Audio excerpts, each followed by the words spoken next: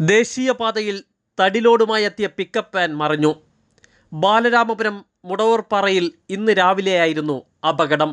തലകീഴായി മറിഞ്ഞ പിക്കപ്പ് വാനിൽ നിന്നും ഡ്രൈവറും യാത്രക്കാരും രക്ഷപ്പെട്ടത് ചെറിയ പരിക്കുകളോടെ.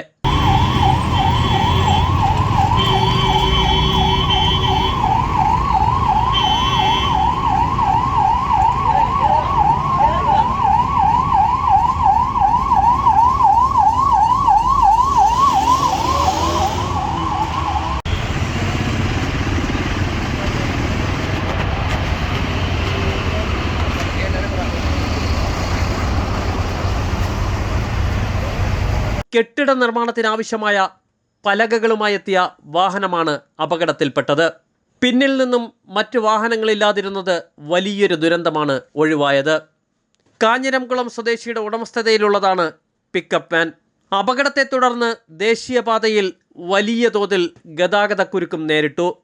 ഹൈവേ പോലീസിൻ്റെ നേതൃത്വത്തിലായിരുന്നു ഗതാഗതക്കുരുക്കിന് പരിഹാരം കണ്ടത്.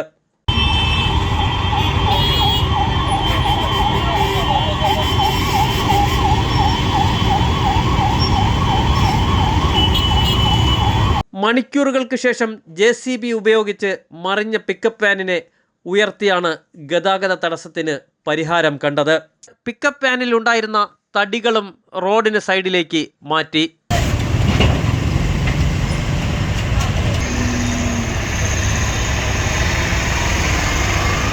വാൻ മറിയുന്ന സമയത്ത് മറ്റ് വാഹനങ്ങളില്ലാതിരുന്നത് വലിയൊരു ദുരന്തമൊഴിവായെന്ന ആശ്വാസത്തിലാണ് നാട്ടുകാർ.